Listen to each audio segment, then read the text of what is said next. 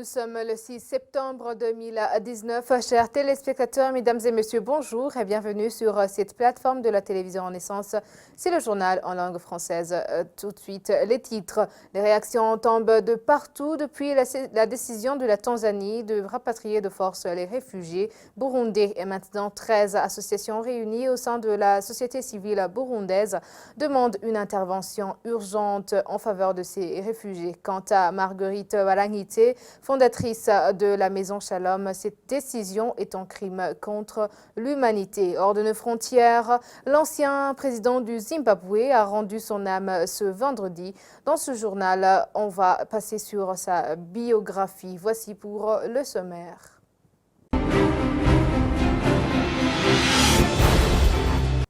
Bienvenue encore une fois dans ce journal. 13 associations réunies au sein de la société civile burundaise demandent dans une correspondance du Haut-Commissariat des Nations Unies pour les réfugiés à Genève d'intervenir urgemment en faveur des réfugiés burundais en Tanzanie menacés de rapatriement forcé vers leur pays d'origine. Ces associations signataires de cette correspondance relèvent que la Tanzanie est en train de violer plusieurs textes internationaux qui protègent les réfugiés. Suivez Armel Niyongere au nom de ces organisations de la société civile.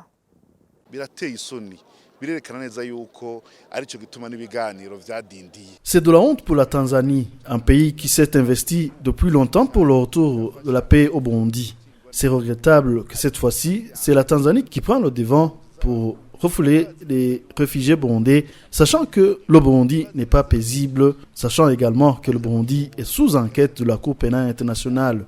La Tanzanie ignore également différents rapports des enquêteurs onusiens qui ne cessent d'alerter le monde sur plusieurs violations de droits de l'homme qui continuent à se commettre au Burundi. Cela traduit l'échec également du dialogue entre les Burundais, car la Tanzanie n'a pas voulu prendre au sérieux la crise burundaise. Nous demandons donc au haut-commissaire des Nations Unies pour les réfugiés qu'une fois la Tanzanie reste sur sa décision, ces réfugiés devront être délocalisés dans d'autres pays qui peuvent assurer leur sécurité.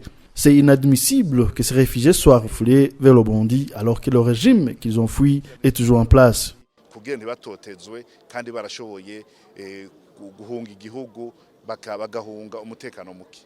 Armel Niyongere dénonce également l'impunité qui s'observe au pays à la veille des élections de 2020. C'est des actes de violation des droits de l'homme commis par les jeunes Imbonerakure et les agents de la sécurité prouvent noir sur blanc que les élections prochaines ne seront ni paisibles ni crédibles. On voit l'impunité et l'intolérance politique à la veille des élections de 2020. On voit l'implication des agents de l'État, du service national de renseignement et de la milice Imbonerakure, jeunes filiés du parti CNDD-FDD qui continuent à terroriser, à créer la peur à la population burundaise à la veille des élections, raison pour laquelle nous disons que les élections ne seront pas crédibles parce que c'est mal préparé. C'est le départ et vu qu'il y aura des violences de la population.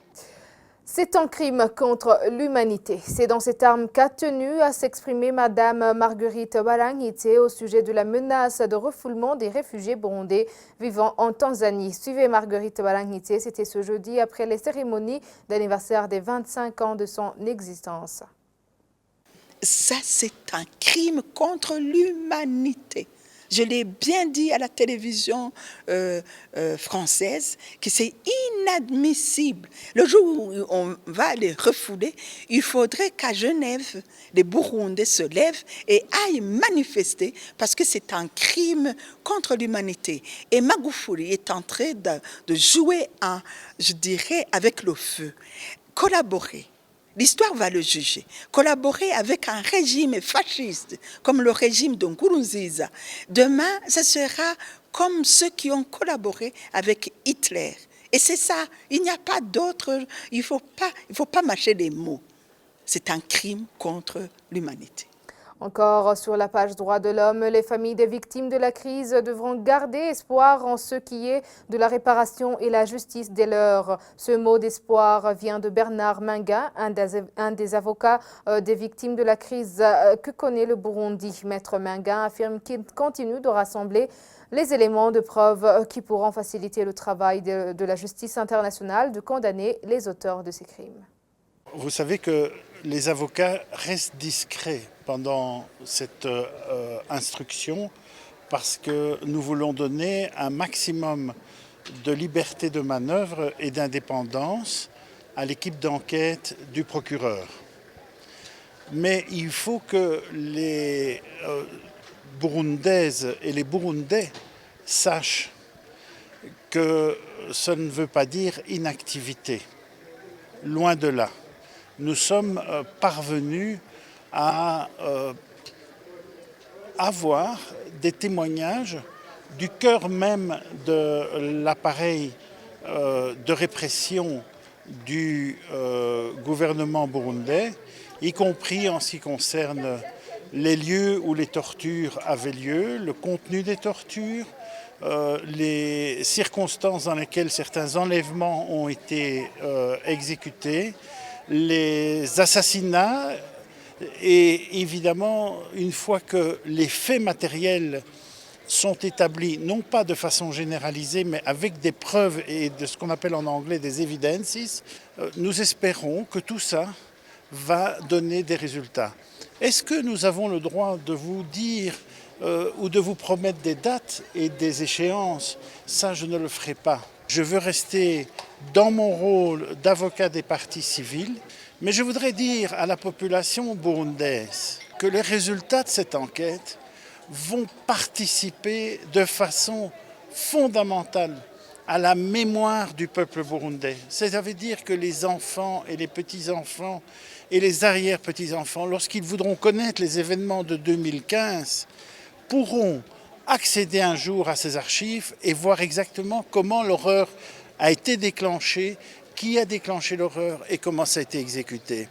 Et mon engagement, notre engagement à nous, tous les membres du collectif d'avocats, c'est nous battre jusqu'au bout, sans concession, pour qu'à un moment donné, inévitablement des mandats d'arrêt soient délivrés et pour qu'à un moment donné, des personnes soient arrêtées et traduites en justice. Et le deuxième travail sur lequel nous sommes concentrés, c'est effectivement collecter tous ces éléments de preuve parce que ces preuves étant là, plus personne ne pourra dire « je soutiens l'impunité ».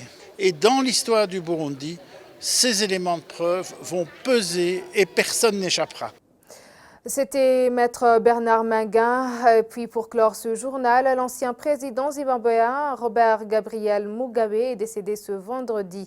Il passait une période de 5 mois étant hospitalisé en Singapour, en Indonésie. Celui-ci est connu comme le héros de l'indépendance du Zimbabwe, et promoteur des décolonisations en Afrique. Sa biographie avec Denis Daikenguluki.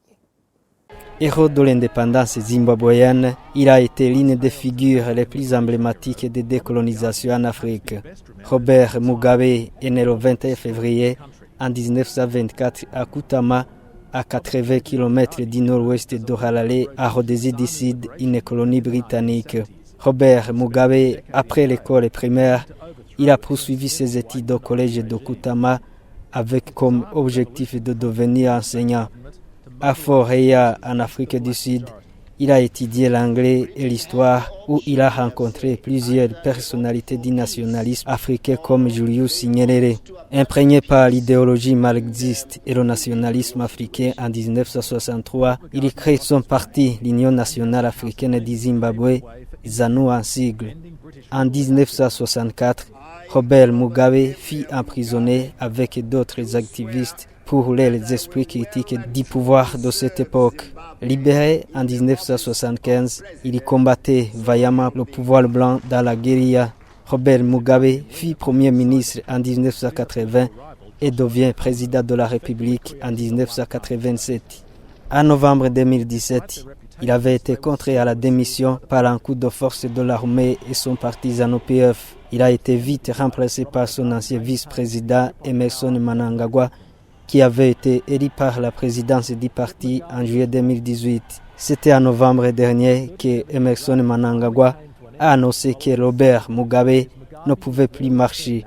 L'ex-commandant, homme fort du Zimbabwe, le plus vieux chef d'État en exercice, a dirigé le Zimbabwe pendant 30 ans. Il laisse derrière lui une femme et 4 enfants. Eh bien, c'est par ici que nous achevons ce journal. Merci de nous avoir suivis. À la prochaine édition.